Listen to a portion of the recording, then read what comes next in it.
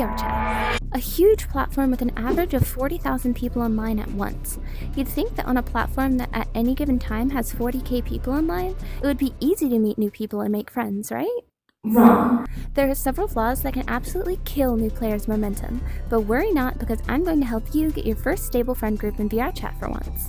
First, you need to know what to avoid and why so many people fail. The first reason is sadly, children. Now obviously I'm not talking about all children, but since the rise in popularity of the MetaQuest 2 and 3 headsets, parents are buying their middle school and even elementary school aged children virtual reality headsets and then leaving them completely unsupervised, which leads to situations like this. Like this? You still chilling here, Yo, Mommy, step over, please. Mommy, who?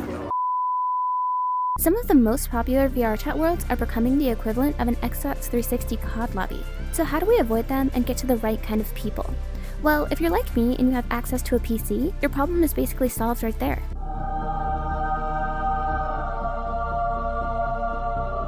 Most children don't have the knowledge or money to set up a PC VR headset and use it with VRchat. And if a kid somehow does have that kind of know-how, they're probably cool and you should be their friend anyways. So just stick to PC-only worlds for a little while. If you don't have a PC, then you'll need to be a little more crafty. If you're someone who only has access to a standalone headset, then I'd recommend joining some online communities of people who like VRchat and meeting people that way before hopping into the game. If you're interested, I have a Discord server called The Virtual Oddities for people who love VRchat, and that'll be linked down below in the description. Another option for questies trying to get into VRchat is to go to lesser known worlds. A drawback to that is that there will be less people overall to be friends with, but there are less children and the more niche worlds draw in more serious players. The second reason that people fail to make friends is being socially awkward. Lots of times, if you join a chill world, people will have already formed little groups and it can be hard to join their conversations.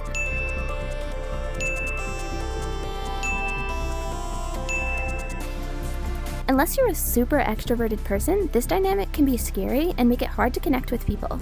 My #1 piece of advice to overcome this is do not go to hangout worlds. Especially if you're an introvert, in your early days of VRchat, don't go to a chill out world unless you want to sit in a corner alone.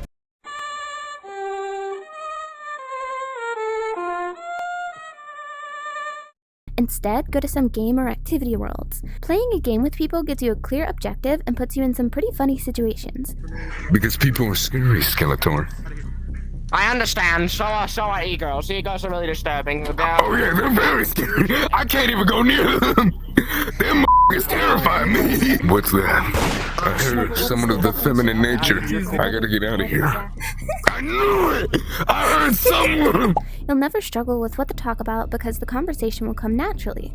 I personally recommend horror worlds and puzzle worlds. In horror worlds, you'll feel united with your fellow players against a common monster or obstacle. I found that I feel way more bonded with people when I've just escaped a terrifying maze with them. The more chill option is to go to a puzzle world. Working together to solve a common problem can bring you closer together with the people you're around, while also allowing you time to talk about things that interest you. The third problem people face is seeming like an NPC.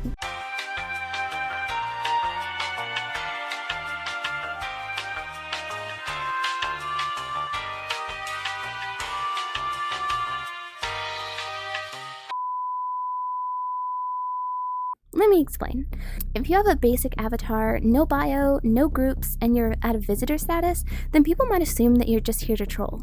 I'll do a more in-depth video on this later, but there's a ranking system in VRchat that ranks players based on the amount of time they spent playing the game, how much content they've uploaded, and how many friends they have. Taking some time to join groups that you identify with, write a bio that describes you, and find an avatar that is unique will go a long way towards making you a more interesting player. This gives people something to talk about, and you might get people asking you about your avatar or telling you how much they like it.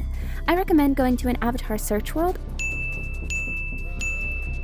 and finding something that you haven't seen anybody else wearing. So now that you've done all of these things, you have a new avatar and bio, you only go to PC VR world, and maybe you even have a friend from an online community, all you need to do now is go have fun and make friends. Bye!